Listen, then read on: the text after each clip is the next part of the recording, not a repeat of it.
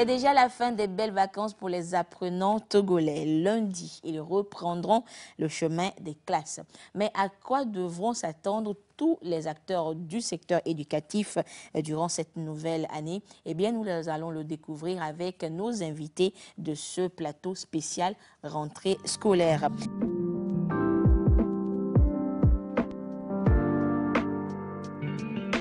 Pour nous parler de toutes les dispositions qui sont prises pour une année scolaire réussie, nous avons les représentants de l'enseignement général et de l'enseignement technique. D'abord, M. Dongdenou Akpaou, il est le directeur des ressources humaines au ministère des enseignements primaires et secondaires. Monsieur Akpaou, bonsoir. Bonsoir. Le micro. Bonsoir. Bonsoir et merci d'être sur ce plateau avec nous. Et nous croyons que nous allons découvrir avec vous tout ce qui a été mis en place pour que cette année scolaire soit une réussite. Et nous avons également la directrice de l'enseignement secondaire technique, Madame Kaï Hafide Alognon. Madame Alognon, bonsoir. Bonsoir, madame. Et merci d'être des nôtres. Et puis, nous découvrirons ce qui est fait du côté de l'enseignement technique pour que cette année soit une réussite. Bien sûr. Merci beaucoup. Alors, chers invités, nous ne saurions commencer sans peut-être faire le point.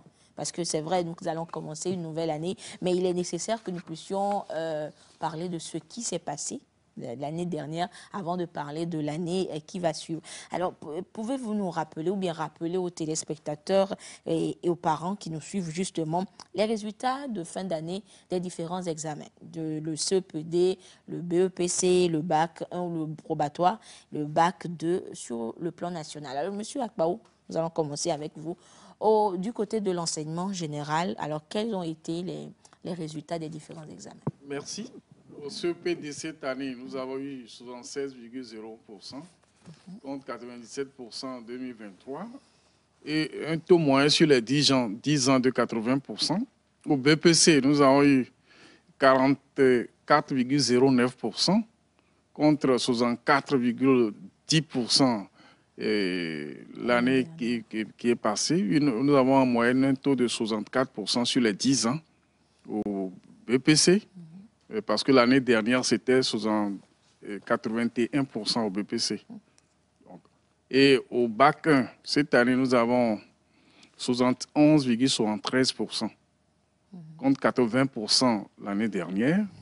Et au bac 2, nous avons 41,51% contre 79% l'année dernière. Mais en moyenne, sur les 10 ans, au CPD, c'est 80%. Au BPC, c'est 64%. Au bac 1, c'est 71%. Au bac 2, 62%. Ça veut dire que c'est plus bas qu'en 2023, mais ce n'est pas si loin de la moyenne, sauf au BPC, où il y a un décalage de 20%, et également 20 points plus tôt. Également au bac 2, où il y a un décalage également de presque 21%. 21 points. Donc, on peut les expliquer. On nous avait dit que c'était trop élevé en 2023. Cette fois-ci, on nous fait le procès contraire. Mais il faut remarquer qu'entre les deux examens, les 2 années, il y a eu le renforcement de la police des examens qui nous a permis de voir rapidement là où ça n'allait pas au niveau de la correction. On a aussi échangé les copies entre régions. Et nous voulons avoir vraiment l'aspect. Et il y a aussi l'approche par les compétences qui a touché de nouvelles classes. Et l'examen a pris cela en compte. Donc, c'est à peu près c'est une partie des explications. Bon, Monsieur Akpaou, nous allons revenir aux explications parce que, bon, en tant que parent d'élèves ou bien représentant des parents d'élèves, vous convenez avec moi que, bon, les réactions ont été, cette année, enfin l'année dernière, c'était une catastrophe, qu'est-ce qui s'est passé et tout. Monsieur Akpaou, je reviens vers vous tout à l'heure, le temps de découvrir avec Madame Alognon les résultats, les chiffres de ces différents examens, des examens au niveau de l'enseignement technique. Alors, qu'est-ce qu'on doit retenir? Ok, merci madame. Au niveau de l'enseignement technique, il faut d'abord dire qu'il y a des examens de l'enseignement technique, c'est-à-dire tout examen qui conduit au bac. Et à ce niveau, nous avons le bac 1. Et pour le bac 1, cette année, le taux de réussite est de 60,72% contre 67,61 en 2023. Pour le bac 2, Cette année, c'est 57,83 contre 77,23 en 2023. Cette année, il y a eu également le bac professionnel avec un taux de réussite de 87,04%. Maintenant, en ce qui concerne les examens de la formation professionnelle, nous avons le CQP, qui est le certificat de qualification professionnelle, qui a connu cette année un taux de réussite de 100% contre 97,85% l'année dernière. Il y a également le CAP, qui est le certificat d'aptitude professionnelle. Cette année, le taux de réussite est de 86,29%. Et l'année dernière, c'était à 93,81%. Nous avons également le BT ou le brevet de technicien qui est cette année de 59,78% et l'année dernière 64,71%. Le CFA est en cours et donc demain, nous connaîtrons les résultats et donc le taux de réussite de ces apprenants. Merci. OK. Alors, monsieur, je reviens vers vous parce que, comme je vous l'ai dit, monsieur Akpaou, la réaction, je crois que la question a été posée même au ministre des enseignements primaires et secondaires la dernière fois sur une radio de la place. Et bon, il a évoqué diverses raisons parce que c'est vrai que la sécurité est renforcée. Et on n'est plus regardant, oui. Mais est-ce que les causes ou bien voilà, les raisons ne viennent pas également, il n'y a pas une part de responsabilité des élèves eux-mêmes dans ces résultats-là? Bon, l'enseignement, c'est un processus qui englobe plusieurs facettes. Donc, tel que vous avez dit, qui dit résultat, dit enseignant, encadrement, parents d'élèves et même les structures dans lesquelles les élèves évoluent avec les équipements. Donc, c'est pratiquement la même chose qu'en 2023. Mais ici, déjà, on vous a dit, on a renforcé la police des examens. Ça veut dire quoi? Tous ceux qui ont corrigé les examens nationaux cette année devraient corriger une fois le même examen, en essai ou l'examen réel. Donc, ça fait que tous ces correcteurs maîtrisent, ont harmonisé également les contours pour la correction. C'est un fait important. Maintenant, qui dit examen dit aussi les notions qu'on évalue. Une situation peut être plus facile à expliquer aux élèves et les élèves aussi, une situation peut être facile d'une année. Nous tous, nous avons eu des diplômes, nous avons passé le bac, mais ce n'est pas les mêmes épreuves chaque année. Donc, il y a ça aussi qui joue. Il y a le personnel d'encadrement. Nous sommes en train de les redéployer. Donc, il y a les infrastructures. Mais si on va comparer par rapport à 2023, c'est surtout ce renforcement de la police, les échanges de copies entre régions et la nature des épreuves qui sont beaucoup plus axées sur l'approche par les compétences. Et là, il faut que les élèves maîtrisent la chose également. Donc, la série de formations continues des enseignants aussi a pris fin pendant ces vacances. Ça aussi joue. Il y a la formation continue des enseignants qui mettent en œuvre le programme avec les élèves sur l'approche. Voilà à peu près quelques différences qu'on peut évoquer par rapport à 2023. Oui, mais M. Akpaou, le ministre a évoqué également le fait que les élèves soient plus sur les réseaux sociaux, ils soient trop accrochés aux réseaux sociaux, enfin, et forcément cela déteint sur les résultats, c'est vrai? Oui, monsieur le ministre a pleinement raison, parce que ce que les gens... Vous allez constater que les résultats ont plus fluctué à partir du BPC. Voilà. Nous avons aujourd'hui pratiquement 1400 collèges et lycées. Oui. Et il y a un personnel qui a beaucoup manqué dans ces établissements, c'est le surveillant. Je vous suivais entre-temps sur les problèmes de drogue, de discipline, etc. Oui. Donc, monsieur le ministre, dans les nouveaux tests organisant les établissements du secondaire, il est prévu qu'on ait au moins un surveillant pour 500 élèves. C'est ce que nous avons appliqué. Et cette année, déjà, pendant les vacances, on a nommé une centaine de surveillants pour compenser le nombre.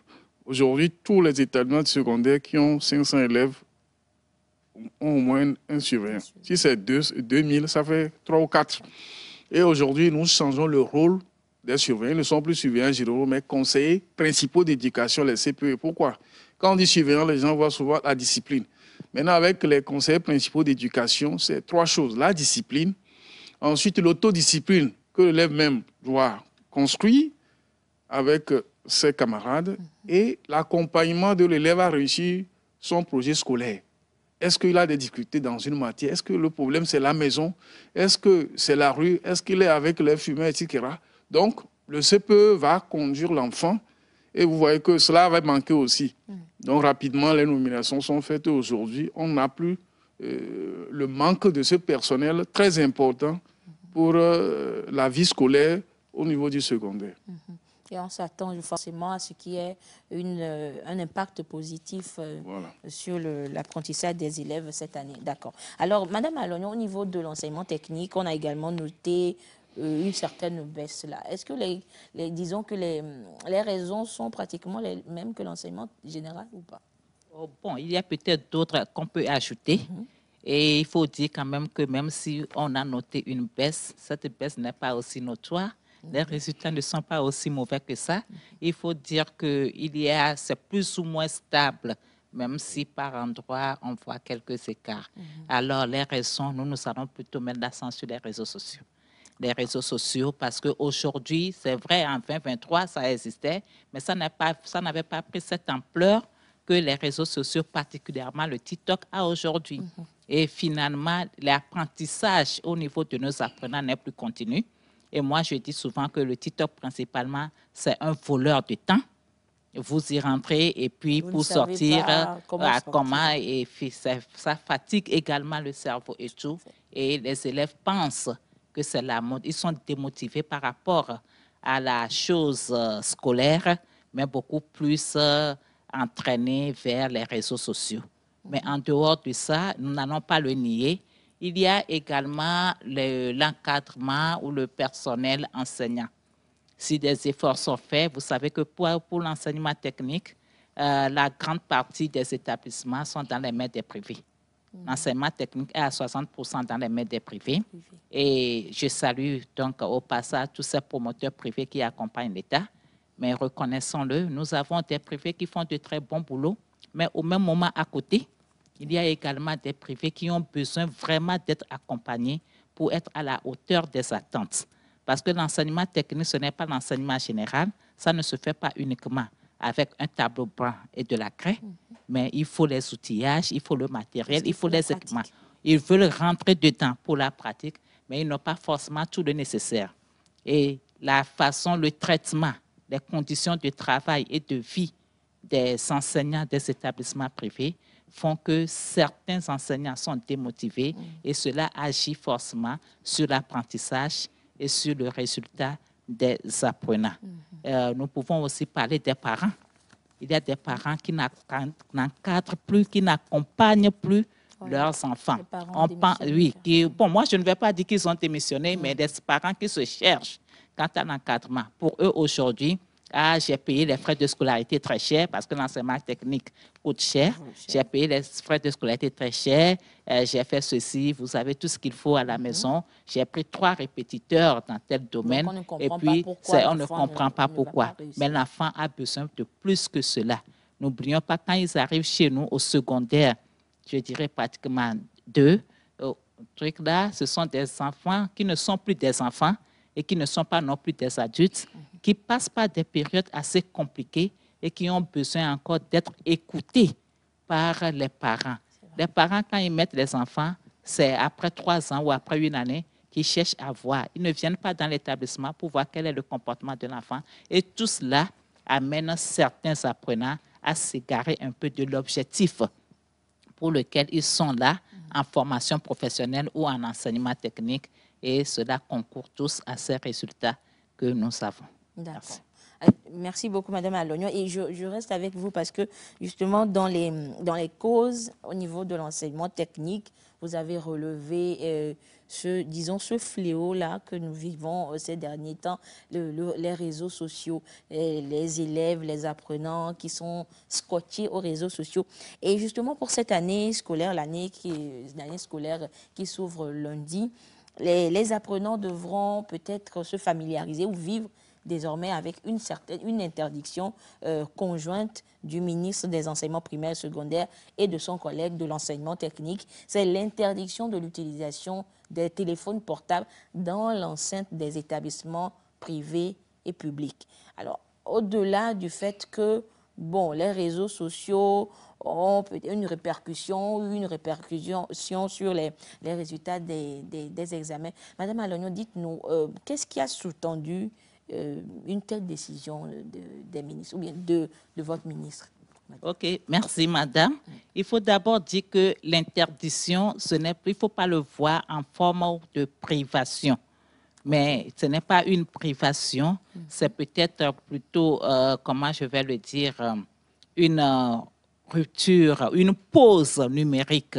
Et qu'est-ce qui a tendu cela? C'est pour améliorer au fait la qualité de l'apprentissage au niveau des apprenants. Parce que lorsque vous avez votre téléphone portable, même dans le sac, vous n'êtes plus concentré. Parce qu'ils vivent. Ils sont là et pour éviter également, parce que ça, la concentration n'est plus lorsque vous avez le téléphone dans le sac. Et ils peuvent l'utiliser également pour prendre des photos, pour prendre des choses malsaines. N'oublions pas qu'ils savent, je crois que c'était l'année dernière ou 2 ans de cela, où un élève dans un établissement public, au moment où l'enseignant faisait son cours, lui, il avait pris le téléphone portable pour filmer autre chose. Et voilà également l'une des raisons. Et l'autre également, l'école, ce n'est pas seulement pour l'apprentissage ou bien l'acquisition des compétences professionnelles, mais c'est également pour l'acquisition des compétences sociales et relationnelles. Vous voyez que lorsque les jeunes sont avec leur téléphone portable, trop scotchés sur ce téléphone-là, ils oublient tout le monde à côté. Ils vivent dans un monde virtuel. Or, la récréation et tout, c'est pour se familiariser avec les autres, c'est pour échanger, c'est pour se détendre, etc. Donc, c'est pour la santé mentale également de cet apprenant et le développement des compétences relationnelles, comme je l'ai dit tout à l'heure. D'accord. Alors, Monsieur Akpaou, à votre niveau, est-ce que ce sont ces raisons-là, ces raisons, ou d'autres qui ont concouru au fait que le ministre des Enseignements primaires secondaires prenne cette décision-là? Oui, les décisions se prennent après évaluation des situations diverses. Et donc, nous ne nions pas le rôle des terminaux, des technologies de l'information et de la communication pour l'éducation. D'ailleurs, les 1400 CG, lycées aux 2 tiers sont dotés d'ordinateurs. Oui. Parce que nous savons que ces outils jouent un rôle important. Aujourd'hui, si vous voulez mettre des documents ici, vous ne pouvez pas mettre beaucoup de documents. Mais sur un ordinateur, vous pouvez avoir toute la bibliothèque du monde si vous êtes connecté, ou même si vous avez des clés pour copier, remettre. Donc ça, c'est un outil. Et nos établissements sont dotés aussi de centres de ressources. Et il y a des gestionnaires. Avant, on appelait bibliothécaires. Nous reconnaissons cela. Cependant, c'est la décision 001 des 2 ministres du 5 septembre 2024 que vous citez, relativise. En son article 3, il est dit on utilise le téléphone dans les établissements pour 2 raisons. La première, c'est en cas d'urgence. Un élève, par exemple, doit appeler son parent, etc. Il peut venir laisser le portable, le téléphone à la direction. Il sort, il peut appeler, ça serait sous contrôle. Comme ça, le parent sait qu'il est déjà sorti, peut-être avant l'heure. Et parce que ça aussi, il faut voir, l'enfant de l'école à la maison, c'est un risque. Certains parents sont connectés avec leurs enfants, avec le téléphone, pour venir les chercher ou indiquer à celui qui doit venir. Ne nions pas donc, on peut faire cette utilisation judiciaire. L'article 3 en a parlé. Au deuxième linéa, l'enseignant peut juger à un moment donné, par exemple, de chercher un mot dans un dictionnaire, sur un téléphone, etc. Là, c'est l'enseignant qui prend l'initiative. Donc, certains nous reprochent qu'à 100%, on a dit non. L'article 3 est clair. Voilà. Nous invitons tout le monde à relire cette décision du 5 septembre et surtout son article 3, qui, quand même, évoque ces 2 raisons fondamentales. Voilà. Donc, que les parents comprennent qu'on n'est pas à 100% contre la chose, mais nous reconnaissons l'utilité de la chose. Au même moment, il faut cerner cette utilisation. Et donc, lorsqu'on aura encore ces surveillants, ces principaux d'éducation, ils vont vers à cela, surtout dans les collèges, lycées où l'utilisation de ces appareils sont le plus à déplorer, si je peux le dire. Monsieur Akbaou, vous l'avez évoqué tout à l'heure, la stratégie de surveillance ou la stratégie qui va être mise en place pour la mise en œuvre de cette décision-là. Mais disons que l'inquiétude, c'est de savoir que l'élève, l'apprenant, il a son portable sur silencieux et qui est dans son portable, dans sa poche ou dans son sac. L'enseignant qui est au tableau en train de dispenser son cours et tout. Alors, comment, le corps enseignant fera-t-il pour pouvoir veiller à la mise en œuvre stricte de cette interdiction? Je leur dis que l'élève ne doit pas avoir ce téléphone-là dans le sac en classe. En classe. Il amène le téléphone, il y a les conseillers principaux d'éducation, il y a la direction. Et on sait qu'à telle période, l'élève aura besoin du téléphone pour appeler son parent. C'est son parent qui va l'appeler. Ça, c'est réglé. Maintenant, si on doit utiliser le téléphone en classe, c'est à l'enseignant de prendre l'initiative. De bon, je cherche ce mot, ou bien on va chercher 2 ou 3 téléphones qui sont mis quelque part sous surveillance pour chercher ça sous la supervision. Sa supervision. C'est comme ça. D'accord. Alors, Madame Alognon, au niveau de l'enseignement technique, les dispositions sont prises également pour le respect de cette décision? Oui, bien sûr, les dispositions sont prises. Et d'ailleurs, le téléphone était même déjà interdit au sein de l'établissement avant. Mais maintenant, on sera encore plus regardant par rapport donc à son utilisation au sein de l'établissement. Et pour ces dispositions, on ne peut que travailler en synergie. Le chef d'établissement, les surveillants, les enseignants eux-mêmes et même les parents doivent ensemble collaborer avec nous afin que cette disposition soit vraiment respectée par les apprenants.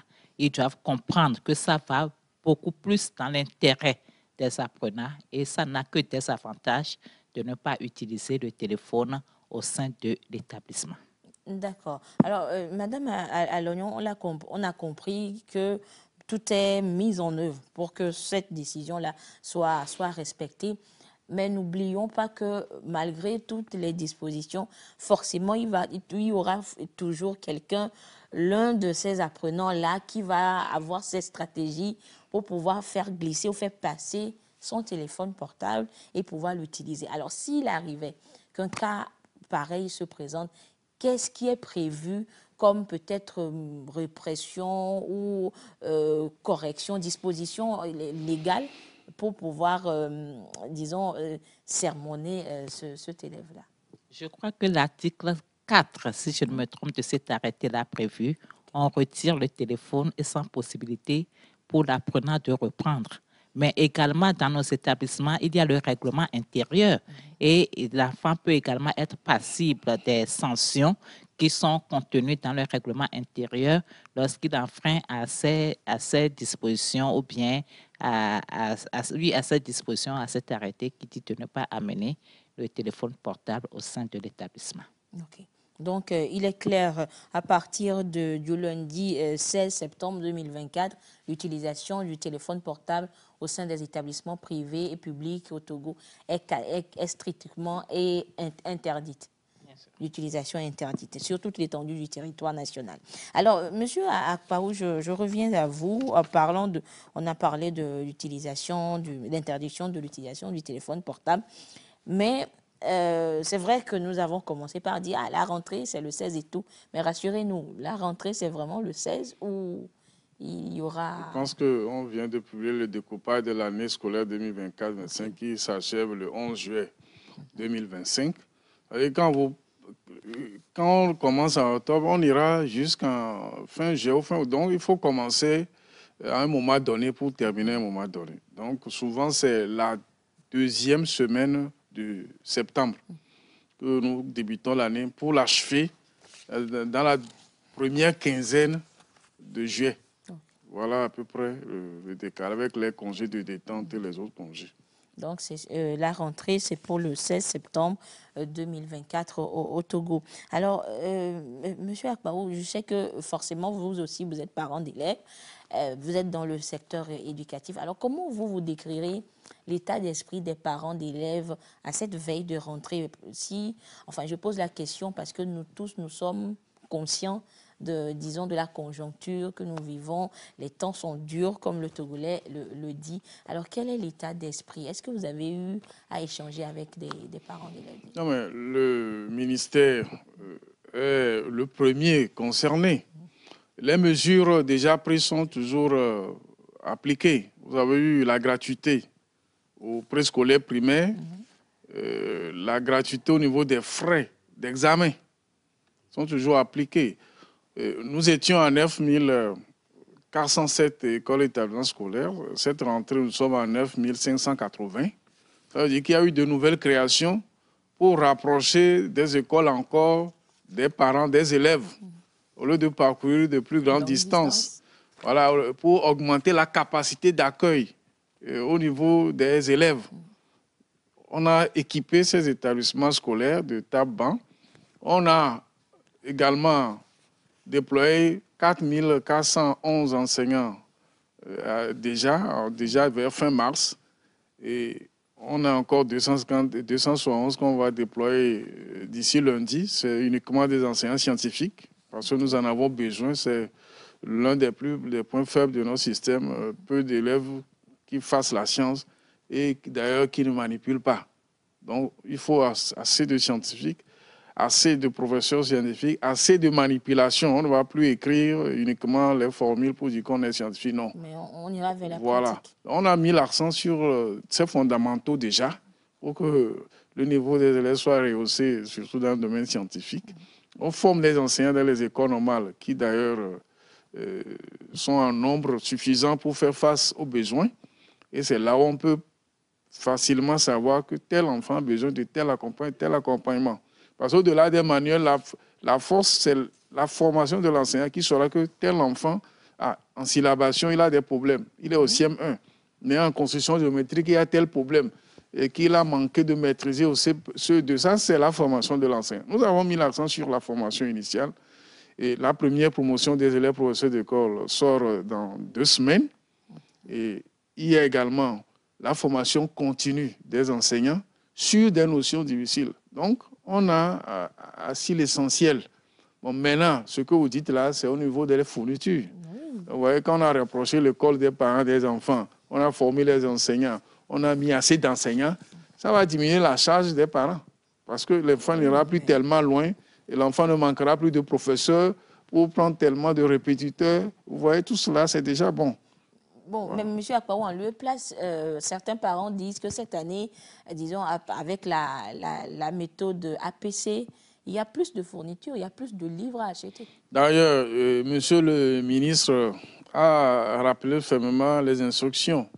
On ne va pas tolérer à ce que des établissements augmentent le nombre de cahiers ou de fournitures que le ministère a fixé. Okay. Donc, c'est pourquoi le ministère sort la liste des fournitures, pour que les parents aussi savent que c'est le minimum, l'essentiel. Maintenant, si on sort la liste, le parent verra et va payer à cette liste-là. Et M. Akbarou, cette liste est disponible où? Parce que nous savons que pour certains, c'est dans les établissements privés que les enfants sont inscrits. Oui. Alors que chaque année ou bien chaque rentrée, les établissements fournissent la liste de ces fournitures scolaires. Comment faire pour savoir que ces listes sont en adéquation? Nous invitons tous les parents. Il y a l'association des parents d'élèves. Il y a également une fédération nationale des parents d'élèves. Il y a nos directions régionales, il y a les inspections, les établissements. Donc, la fédération des parents d'élèves, c'est tant pour les élèves du public que du privé. Il y a également les représentants des promoteurs des écoles privées. Donc, lorsque nous sortons les décisions ou les arrêtés, tous les actes, ils en ont copie.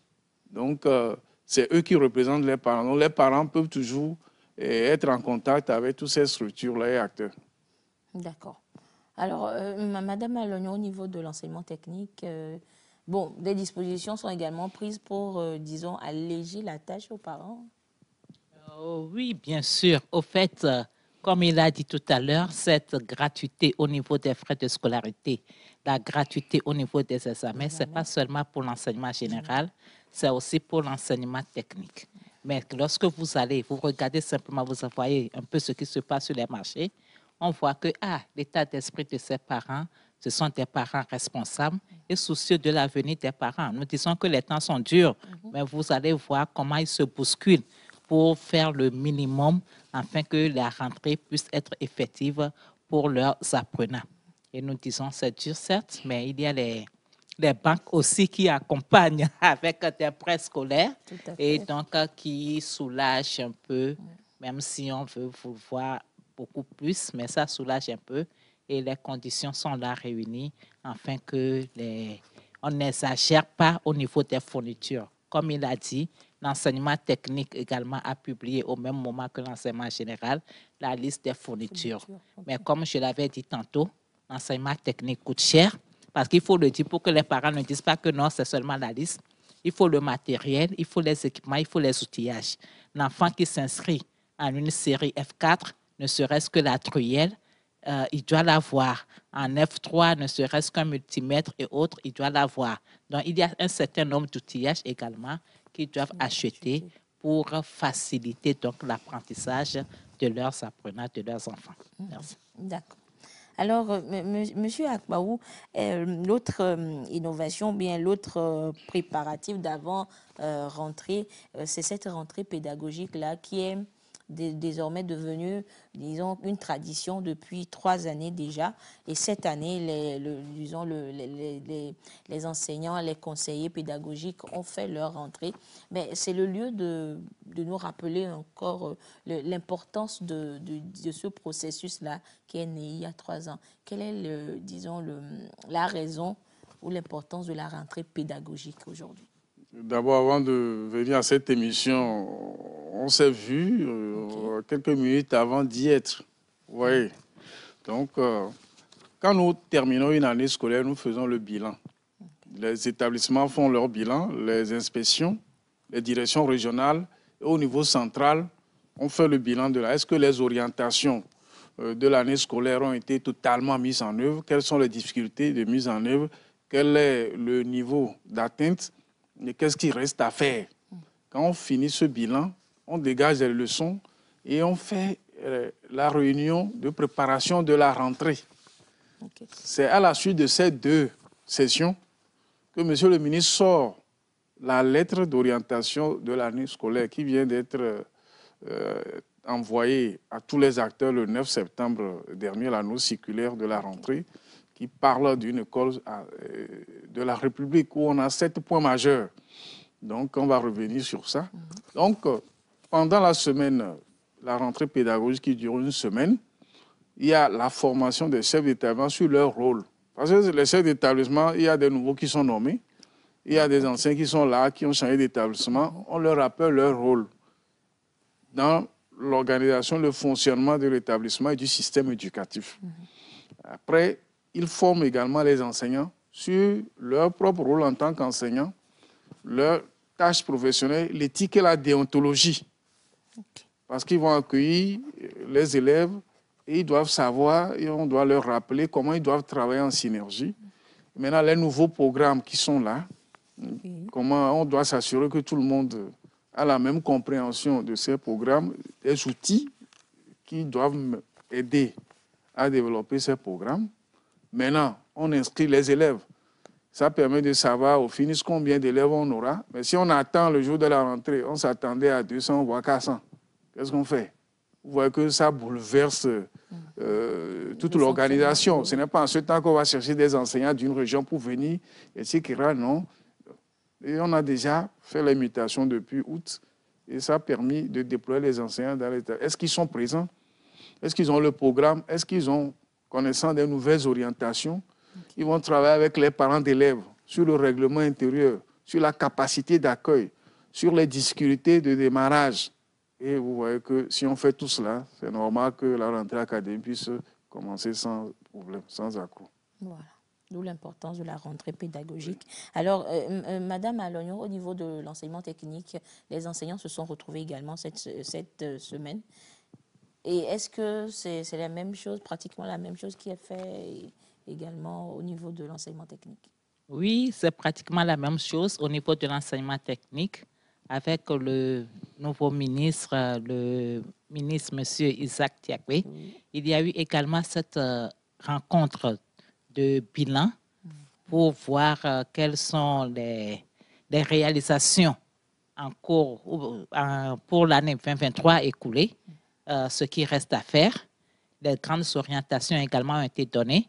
Ça se fait au niveau central avec les directeurs centraux, les chefs d'inspection régionale, mais également il y a eu une réunion en ligne avec les inspecteurs et les chefs d'établissement. Nous avons eu une particularité, c'est que l'examen du CFA a été repoussé d'une semaine. Oui. Et du coup, les formations avec des chefs d'établissement et les formations des enseignants ont été faites plus tôt la semaine passée. Et donc, lorsque nous parlons de rentrée pédagogique, au fait, c'est la préparation matérielle et psychologique qu'on fait avant la rentrée des élèves, puisque ça concerne essentiellement les enseignants. Ils rentrent, ils font leur réunion de pré-rentrée, ils ont leur tableau de service pour dire « Ah, je démarre lundi, je démarre mardi, je démarre avec telle classe ». Et ça leur permet aussi de préparer les cours. Vous allez voir, quand il n'y avait pas cette rentrée pédagogique, c'est le premier jour de la rentrée, les cours ne sont jamais effectifs. Même, disons, même toute la première semaine. Alors que depuis 3 ans, le premier jour de la rentrée, l'enfant revient avec des cours dans son cahier, on démarre effectivement. Donc, c'est une préparation psychologique. Ça permet déjà à l'enseignant de revenir dans son établissement. Il a le tableau de service, on lui fait des petites formations, soit sous forme de rappel ou bien des nouvelles réformes auxquelles il doit s'habituer avant la rentrée, etc. Donc, ce sont de ces petites formations, ce qui fait que l'enseignant est dans le bain pour accueillir maintenant les apprenants, les élèves qui doivent arriver. Et c'est pratiquement la même chose. Dans cette semaine, ça, nous l'avons fait plus tôt, une fois qu'on a décalé la date des examens du CFA. Et cette semaine, si vous allez dans tous nos établissements, c'est plutôt l'examen du CFA qui a grand de l'emploi, qui est en cours. Et aujourd'hui même, ils ont fait les épreuves de technologie, épreuves orales de technologie et de législation. Et demain, ils auront les résultats. Voilà. Okay. Donc, Madame Alognon, aujourd'hui, au niveau du corps enseignant et de l'enseignement technique, on est prêt à accueillir les enfants lundi prochain. On est totalement prêt pour accueillir les enfants le lundi. Merci beaucoup. Merci de nous rassurer. Alors, Monsieur Akpaou, nous savons que également dans l'enseignement général, on est prêt. Tout a été fait. On a même suivi des reportages sur la télévision togolaise dans ce sens-là.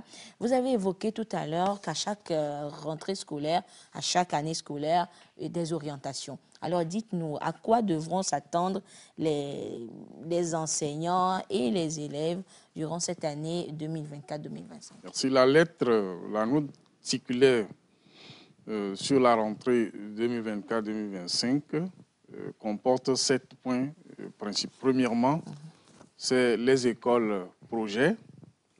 Au deuxième point, c'est le déploiement optimal du personnel, enseignant surtout. Troisième point, c'est la pérennisation de la formation initiale. Quatrième point, c'est les évaluations. On en a parlé, on y reviendra encore. Oui. Voilà, cinquième point, c'est la formation continue. Le sixième point, c'est l'implication des acteurs. Puisque l'école est dans la société et il faut que les acteurs également participent à son développement. Et le septième point, c'est la concrétisation des 10 orientations de l'année scolaire 2023-24, où certaines orientations devaient prendre plus d'une année. Okay. Il y a par exemple l'introduction de l'anglais, oui. Il y a les constructions des salles de classe, ça ne peut pas s'arrêter à une année. Il y a les manuels scolaires qui continuent on aborde d'autres notions comme la citoyenneté. Donc, il y a la carte scolaire qu'on est en train de finaliser. avoir une case scolaire prospective. L'assurance maladie. Voilà, il y a l'assurance maladie pour la prise en charge des élèves. Il y a également le rôle des écoles privées. Donc, si je reprends maintenant les écoles projets au point 1, ça veut dire que nous sommes dans les écoles. C'est vrai qu'il faut apprendre à lire et écrire, mais si l'objectif d'une école, d'un système éducatif doit s'arrêter à lire et à écrire, c'est bon, mais c'est très insuffisant. On ne peut pas se développer uniquement avec ça. Okay. Il faut qu'on prenne de l'initiative. Il faut qu'on apprenne à nos enfants à avoir de l'initiative, à inventer, à transformer l'existant. Sans cela, on ne peut pas, on sera toujours sous-développé. On va attendre les autres produits, on va consommer, etc. On veut dépasser ça. Donc, à l'école, déjà, on apprend les roches. On apprend aussi la roche est perméable, imperméable en quatrième, la géologie en première également. Mais on doit être en mesure de disposer de ces roches-là pour avoir l'eau potable, pour mettre les filtres à eau. On doit être en mesure de fabriquer le savon en première baie en faisant la saponification. Mais si j'aligne la formule seulement, après il doit sortir et je ne sais pas comment on fabrique ça. Si je dois avoir un bac, par exemple, COD, et je ne connais même pas l'odeur de l'acide chlorhydrique, si on met ça dans une boîte d'eau, je vais boire ça. Ça ne permet pas de développer. Et d'ailleurs, en septembre 2022, au sommet mondial sur la transformation de l'éducation à New York, on a revu qu'il faut former aux compétences réelles de la vie et que l'école permette à l'élève de trouver son gagne-pain. L'école permette qu'il initie.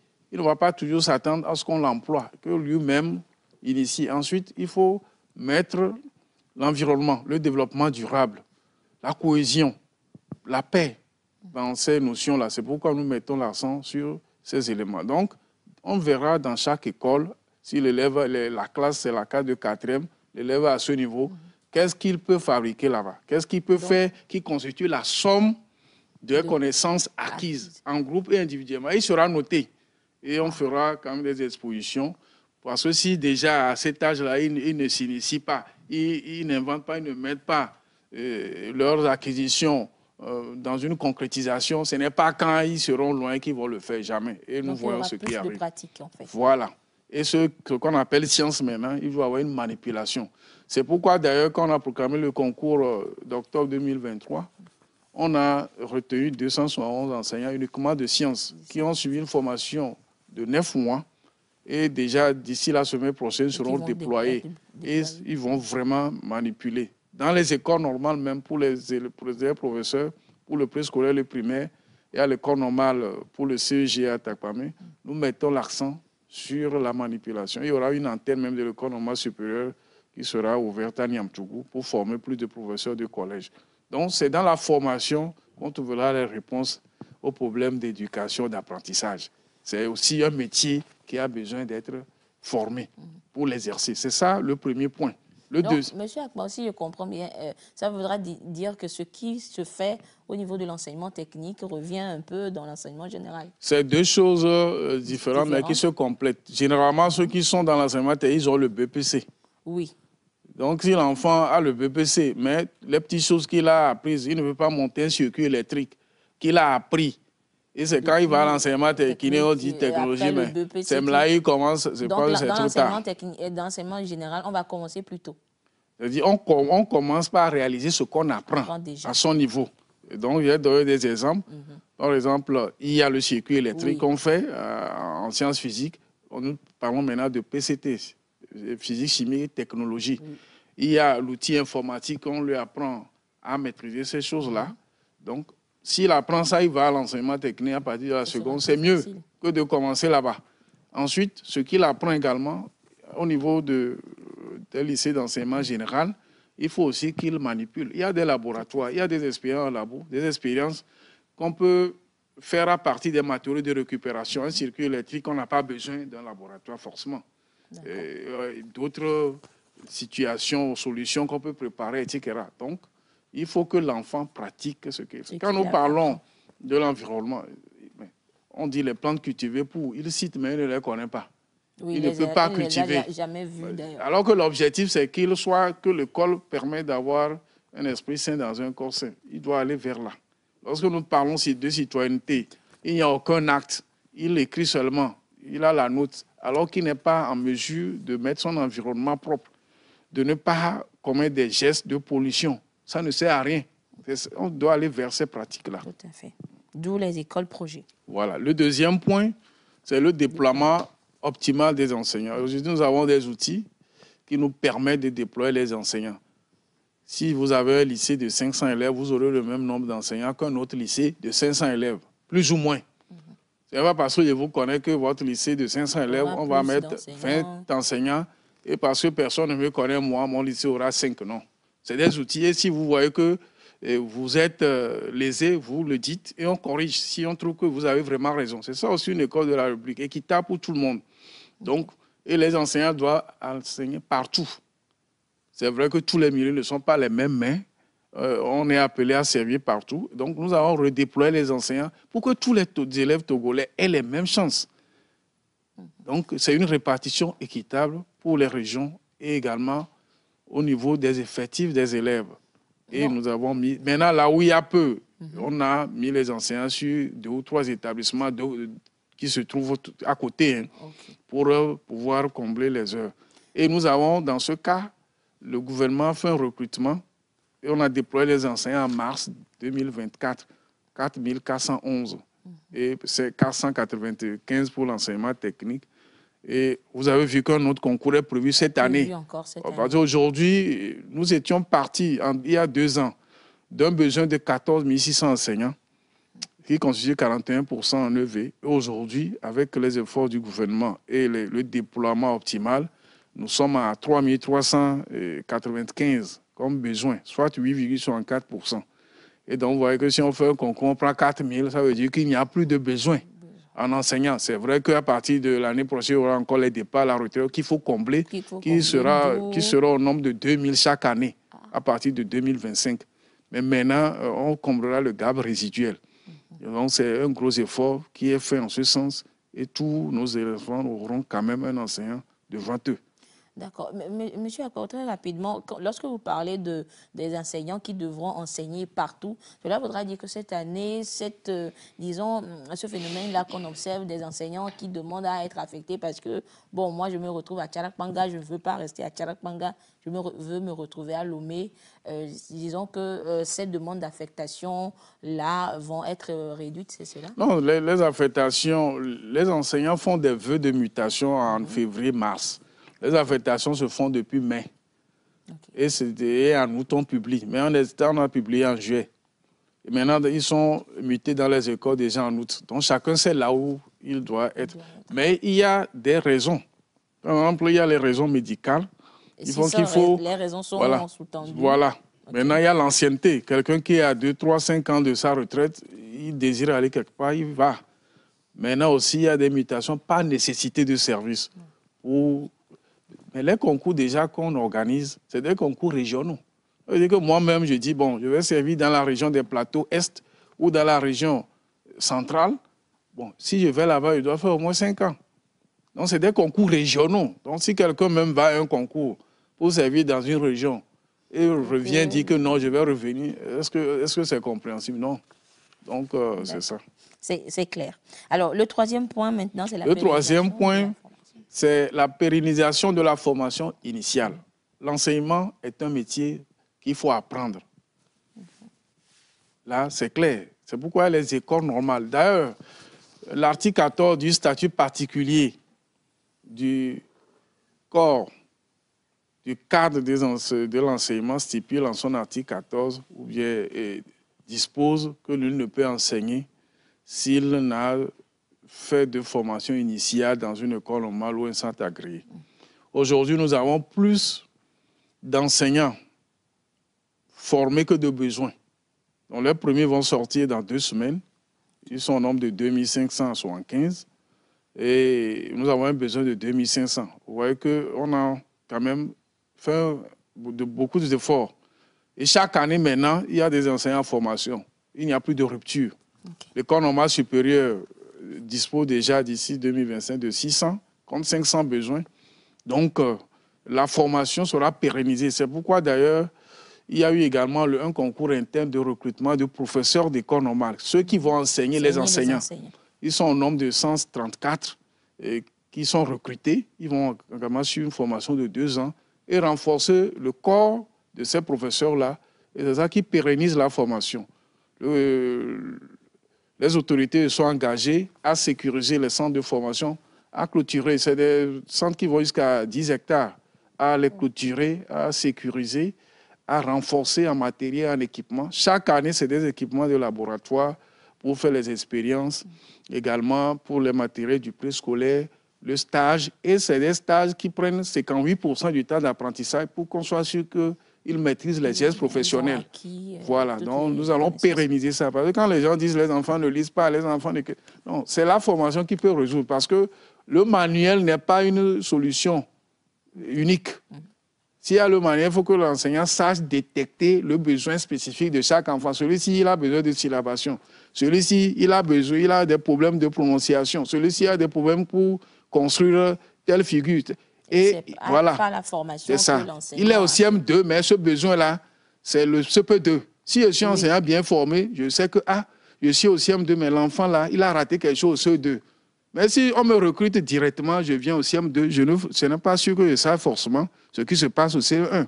Pour que je sache que l'enfant-là, il n'arrive pas à lire parce qu'au CP2, au niveau de la correspondance graphème, phonème, il arrivait tel problème. Vous voyez.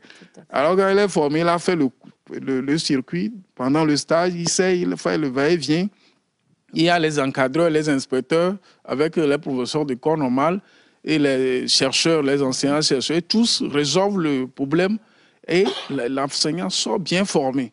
Donc les problèmes que les gens citent par-ci, par-là, c'est bon, mais une fois qu'on n'a pas une formation qui donne une idée exhaustive du parcours de l'élève, on ne peut pas faire de réglage. Est-ce que la formation initiale, et aujourd'hui nous voulons augmenter, nous n'avons que 22% d'enseignants à une formation initiale, ce qui fait que le système n'a pas une note aussi élevée, mais on va pousser ça rapidement vers 50% avec ces formations-là. D'accord. Alors le point 4, c'est l'évaluation. C'est vrai, les gens disent que le niveau baisse. C'est sujet à débat. Mais est-ce que les gens disent ou bien c'est vrai? Vous ne l'avez pas remarqué au niveau de...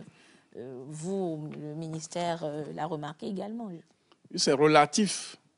C'est pourquoi nous disons quand l'enseignant est bien formé, quand les gens disent le niveau baisse, il y a ces deux. Il y a les résultats d'examen et la capacité ou les compétences de la personne. Lorsque vous êtes avec quelqu'un, s'il sait bien s'exprimer ou pas, vous le savez. C'est vrai. Donc, c'est deux manières d'évaluer.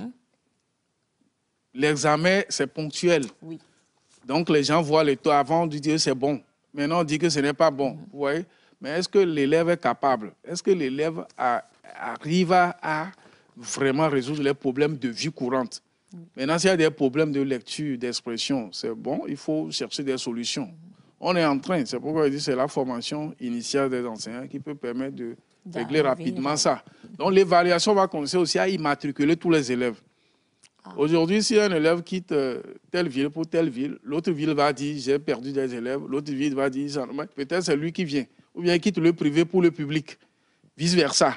Ouais, donc, on les immatricule. Maintenant, pour pouvoir cerner leur mouvement. Et 4 ans, 5 ans après, si on dit voici le niveau des élèves en français en 3e, je saurai il y a 4 ans ce que le même élève valait en 6e. Voilà. Ouais, je peux avoir une traçabilité de l'évaluation. C'est en ce temps qu'on va faire des études approfondies et on aura clairement les statistiques et on saura les raisons et on saura qui est concerné. Donc, on ira vers cette immatriculation, renforcer l'évaluation après les examens également. Et là, nous prendrons des décisions prédictives. Et ça va rejaillir sur la formation continue des enseignants qui sont là en même temps. On saura les notions dans lesquelles il faut les former. Et une répercussion sur les enseignants en formation initiale aussi, pour qu'on n'attende pas qu'eux aussi sortent ou qu'il y ait les mêmes problèmes. Voilà le rôle de l'évaluation qui nous renseigne sur les compétences des élèves et ce qu'il faut faire au niveau des enseignants en renforcement. Après cela, il y a... 5, la formation continue. La formation continue, c'est ça que je suis en train d'aborder. Ça consiste à faire quoi? Par exemple, quand vous prenez les classes du primaire, ils sont 6. Il peut y avoir des cas où un enseignant ne soit pas présent pendant 2 jours, 1 semaine, 1 mois. Donc, on forme les enseignantes capables de tenir ces classes-là pour que les élèves ne soient pas laissés à eux-mêmes. Et cela suppose qu'ils sachent, comme je l'ai dit, ce qui se fait dans toutes les classes et comment tenir ces classes-là. Donc, les gens vont voir par moment des classes de séquence 80, etc. Mais quelquefois, c'est des classes à coups jumelés parce qu'il y a eu ce que nous appelons l'attrition, ces problèmes passagers qui vont toujours demeurer.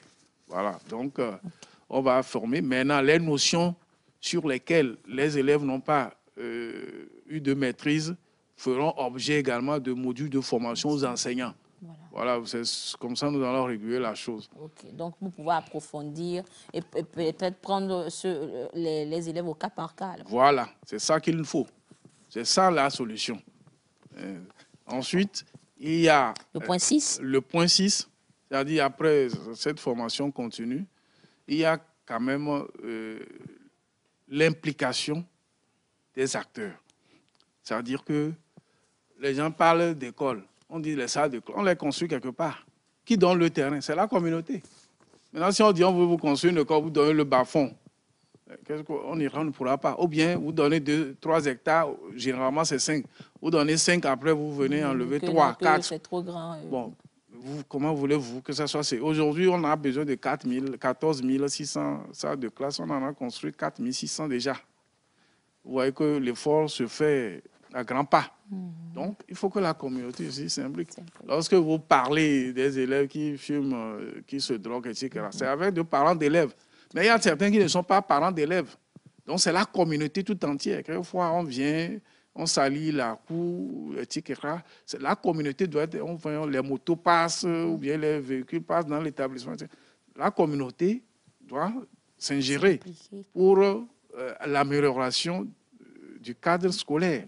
Donc, il y a des partenaires qui nous aident aussi à construire.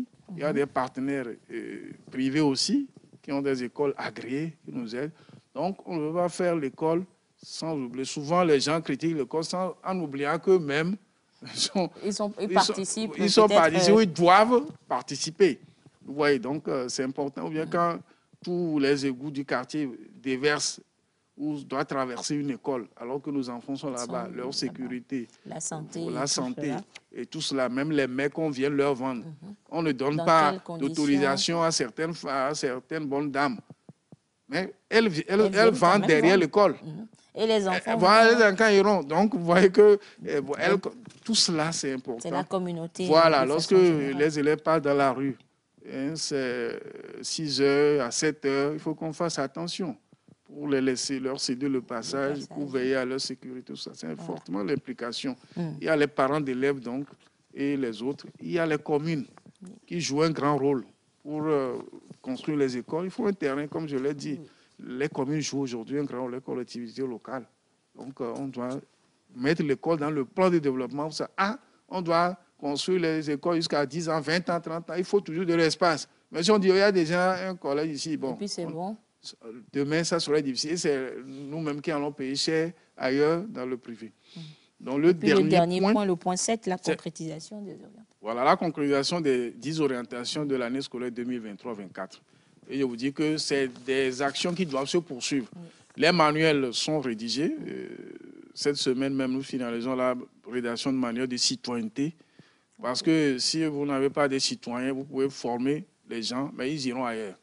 Ils n'auront pas cette fierté de revenir au pays, bâtir son pays. Que si vous voulez bâtir votre pays, vous n'allez pas travailler comme si on vous a engagé, il est l'heure, je pars. Non, c'est un sacrifice pour combler ce qu'il faut.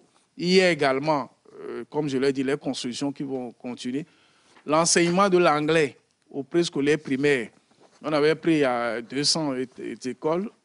On a continué cette année avec 200 autres. Les professeurs d'école sont aussi formés pour généraliser. Et c'est un atout, déjà, cet enseignement. Donc, c'est des actes. School assure.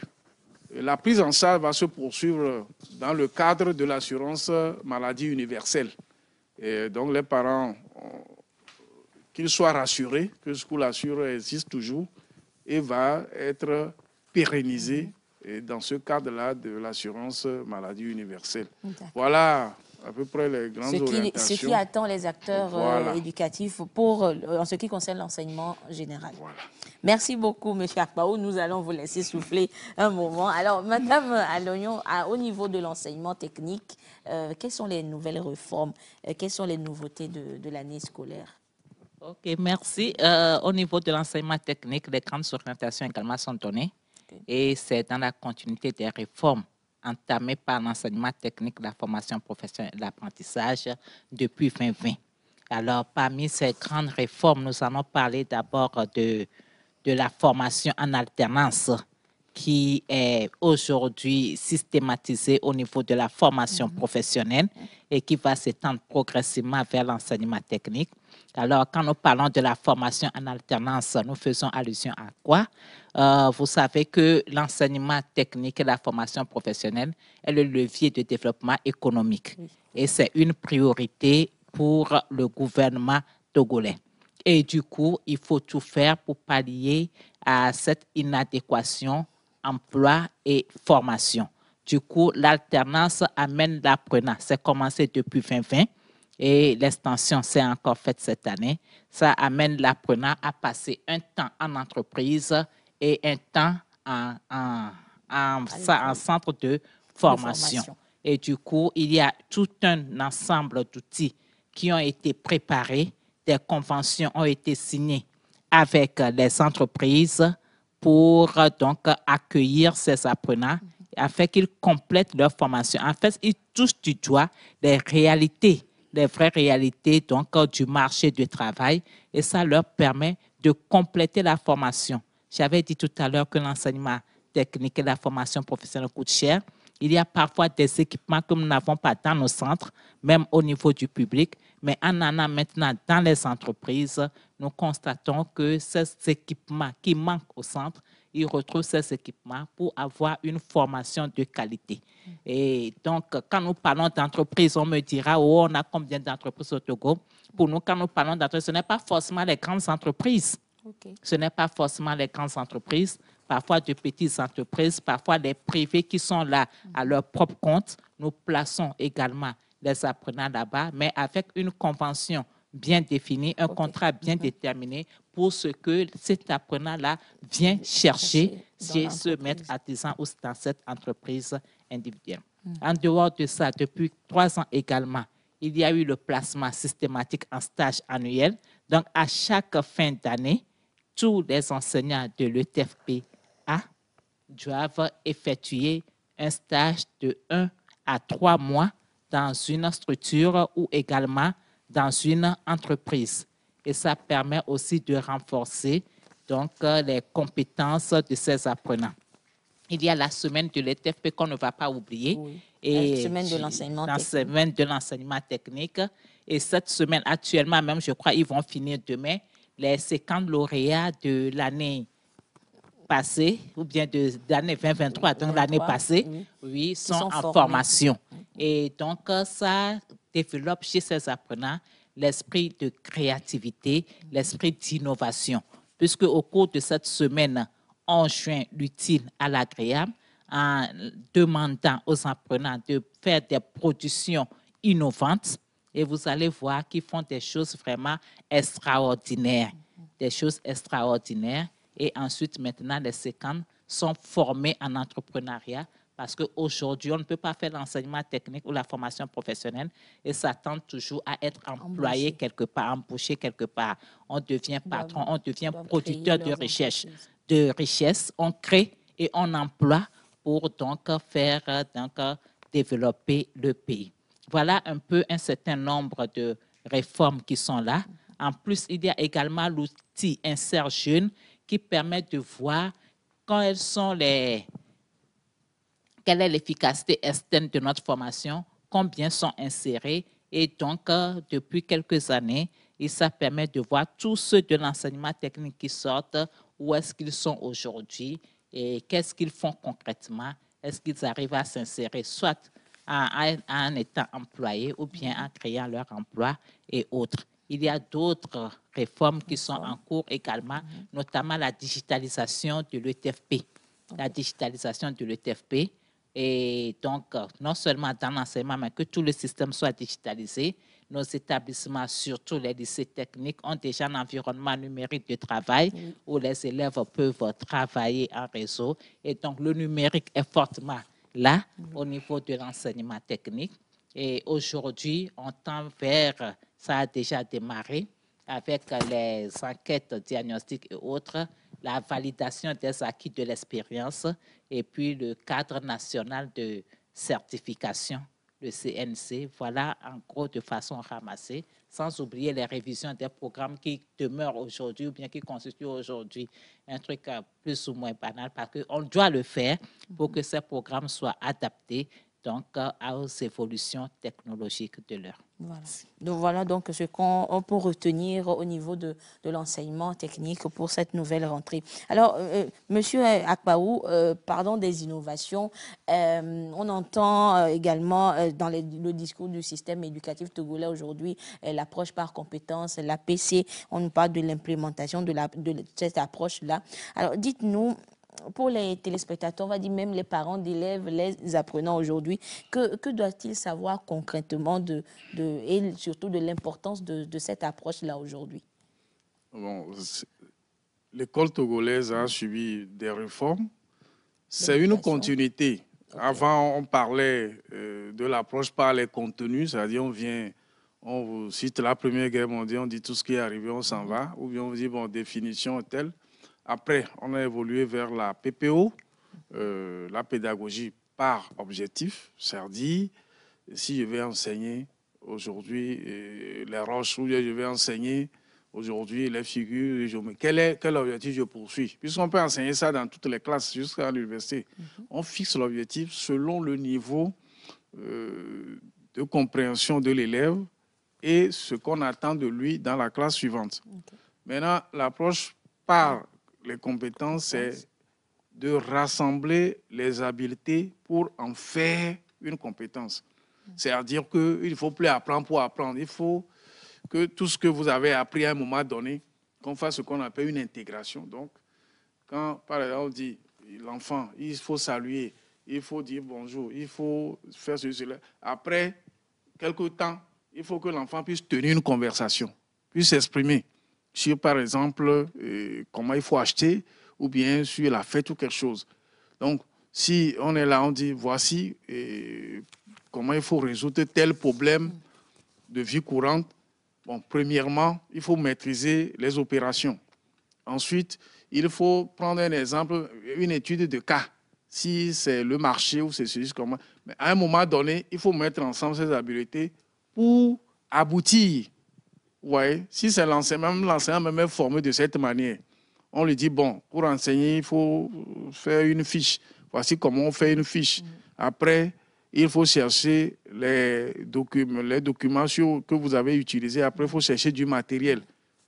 Maintenant, quand vous allez dans la classe, il faut faire ceci, cela. À un moment donné, il faut qu'il aille à la classe et qu'il fasse ça qu'on voit. Oui. On l'accompagne. Après, on le laisse seul. C'est comme ça. L'élève aussi, il faut qu'on fasse la même chose. Vraiment les compétences qu'il a acquises, voilà. Il pourra les restituer et les mettre en pratique. Voilà. Et on dit, par exemple, nous sommes en citoyenneté, il y a le développement, l'environnement. On dit, voilà comment il faut préserver l'environnement. Il faut faire le reboisement. À un moment donné, il faut qu'il sache comment on plante, quel arbre il faut planter. Parce que ce n'est pas tous les arbres, comment on l'entretient. Et après, l'arbre pousse. C'est celui-là qui participe à préserver l'environnement. Ce n'est pas celui qui écrit pour préserver l'environnement. Il faut planter des arbres 10 sur 10. L'enfant, elle est un génie. Ça ne peut plus aller comme ça. Donc, voilà. Et c'est avec ça que l'enfant peut prendre l'initiative et rentrer même dans ces écoles projets qui vont nous permettre de voir réellement ces situations pouvoir être résolues et aboutir à une concrétisation et vraiment à l'émulation au niveau des enfants. Parce que les enfants craignent aussi beaucoup la science, alors que parce qu'ils n'aboutissent pas. Quand ils vont arriver à aboutir, je pense qu'ils auront plus d'initiative. Ils vont comprendre, en mettant en pratique, ils vont comprendre que, disons finalement, disons que la science n'est pas si difficile que ça. Voilà. Par rapport à ce que nous avons écrit les formules et tout cela. Voilà. Alors, M. Akpaou, très rapidement, quand on parle d'innovation, bon, peut-être que ce n'est pas une innovation, mais c'est la suite d'une innovation. Le Togo, on le sait, membre du Commonwealth, l'enseignement de l'anglais a été introduit au primaire. Mais aujourd'hui, où en sommes-nous? Donc, dès que la décision a été prise d'adhérer au Commonwealth, donc, il faut que chaque sectoriel suive. Donc, rapidement, nous nous sommes dit, ce qu'on peut faire immédiatement, c'est d'avoir quelques écoles pilotes, environ 200. Donc, il y a des enseignants qui sont dans les écoles et les jardins d'enfants qui ont fait un peu d'anglais à l'université, etc., ou qui s'y connaissent. Donc, on les a recensés. Et avec eux, on a démarré certaines classes de CP au primaire. Cette année, on doit doubler la capacité. On doit aller dans les 500 écoles. Okay. Maintenant, tous ceux qui sont dans les écoles de formation pour revenir enseigner dans les jardins, le primaire, sont formés également à enseigner l'anglais. Donc, ils vont sortir déjà dans 2 semaines. Et si eux aussi participent, ils sont 2500 déjà. Donc, on va aller vers la généralisation. Et c'est des programmes bien conçus pour les enfants.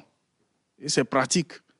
Parce que le problème pour nous également en anglais, c'est que nous n'arrivons pas à parler. On écrit bien, comme d'habitude, oui, nous avons écrit. On a de bonnes notes à l'écrit. Voilà, mais pour pratiquer, c'est compliqué. Voilà, donc on résout ce problème-là déjà dès le préscolaire, le primaire. On a doublé le nombre d'écoles en expérimentation et on passera à la généralisation avec les professeurs d'école. D'accord. Alors, chers invités, nous sommes arrivés à la fin de ce plateau spécial rentrée 2024-2025. Mais avant de vous laisser repartir, peut-être recueillir quelques conseils aux différents acteurs pour une année scolaire réussie. Alors, Madame Alognon, nous allons commencer avec vous. Quels sont vos conseils à l'endroit des différents acteurs, peut-être de l'enseignement technique pour une année scolaire réussie? Ok, moi je vais d'abord m'adresser beaucoup plus aux parents. Aux parents, il faut qu'ils comprennent qu'ils doivent être un coach pour leurs enfants tout au long de l'année scolaire. Quel que soit ce que les enseignants vont faire, si les parents n'accompagnent pas leurs enfants, ce n'est pas sûr qu'on aura les résultats que nous désirons. Donc je demande aux parents, mettre les moyens financiers à disposition, c'est vrai, mais surtout, il faut visiter l'établissement au moins une fois dans le mois, ou ne serait-ce qu'appeler le chef d'établissement pour avoir des informations, des renseignements sur le travail de son enfant à l'école et mieux l'accompagner. Les enfants ont parfois des soucis, ont parfois des difficultés, alors qui ne sont pas forcément d'ordre scolaire, mais qui peuvent impacter leur performance scolaire. Et du coup, c'est à eux d'être attentifs à ce que les apprenants ou leurs enfants font. Maintenant, aux enseignants, je vais leur demander de souhaiter d'abord une bonne rentrée. Une bonne rentrée, les remercier pour tous les efforts, parce qu'il faut être enseignant pour voir le sacrifice quand même qu'ils font pour accompagner les enfants tout au long de l'année. L'école qu'on avait fréquentée il y a quelques années, ce n'est plus la même chose. Pas du tout. Nos enfants aujourd'hui, ce sont des enfants, je ne vais pas dire indisciplinés, mais têtus, et qui sont prêts même parfois à battre les enseignants, à vouloir se montrer peut-être l'égal de ces enseignants-là. Donc, beaucoup de patience, mais cultiver l'excellence. Il faut qu'eux-mêmes, en tant qu'enseignants, ils cultivent l'excellence, qu'ils arrivent à démontrer à l'apprenant l'intérêt qu'il a à accepter leur matière et à aimer la matière. Quand vous-même vous arrivez enseignant démotivé, je vous jure que votre apprenant ou bien les apprenants que vous avez ne peuvent pas aimer la matière. Donc, ils n'ont qu'à motiver, être eux-mêmes motivés, la culture de l'excellence pour pouvoir accompagner les apprenants. Et pour les responsables des établissements, il faut cette culture managériale pour pouvoir gérer les apprenants, gérer les enseignants et également les ressources de l'établissement. Voilà un peu ce que j'aimerais dire. L'encadrement sera là. Au niveau central, nous serons toujours là pour les accompagner et nous savons qu'ils font du bon boulot et nous leur souhaitons une bonne et heureuse rentrée 2024. Merci. Merci beaucoup, Madame Kaï Affilé et à l'Oignon. Je rappelle donc que vous êtes la directrice de l'enseignement secondaire technique. Alors, Monsieur Akpaou, nous terminons avec vous. Alors, vos conseils à l'endroit des acteurs de l'enseignement général. Merci. D'abord, je commence par les chefs d'établissement, les directeurs d'école, les censeurs, les proviseurs, nos chers enseignants et les élèves, pour leur dire que nous avons une pensée particulière pour eux. D'ailleurs, nous avons déjà commencé avec la rentrée pédagogique le 9 septembre et tous les enseignants sont au poste. Ça, ils méritent les félicitations. Ils ont déjà commencé. Ils ont eu la formation avec la lettre d'orientation de Monsieur le ministre. Ils ont vu comment mettre ça en œuvre. Donc, ils ont déjà commencé. Donc, il faut qu'on commence par eux, à leur dire merci et que nous sommes derrière eux, avec eux, et nous ferons l'essentiel pour leurs bonnes conditions de travail. Et aux parents, les deux mesures du ministère sont là. D'abord, les fournitures pour être allégées, aller à l'essentiel. C'est une étude pour dire qu'est-ce qui est essentiel aux parents. Dites-leur cela. C'est ce qu'on a fait. La mesure phare du gouvernement, que School assure, va continuer avec la prise en charge de leurs élèves. Donc, ils sentent que leurs élèves sont en sécurité, qu'ils le sachent. C'est très important. Et Monsieur le ministre a insisté sur ça au nom du gouvernement. Et pour continuer, les parents qui soient assurés qu'il y aura également la sécurité au niveau même des apprentissages. Les enfants seront préservés des cas de drogue, de violence, etc. par ce nombre de conseillers principaux d'éducation ou surveillants généraux d'alors que nous avons déployés dans tous les établissements du secondaire et qui sont formés à cette tâche et ils vont accompagner les élèves à avoir de... Quand vous formez quelqu'un à l'autodiscipline, vous gagnez. Vous n'êtes pas là à la maison tous les jours.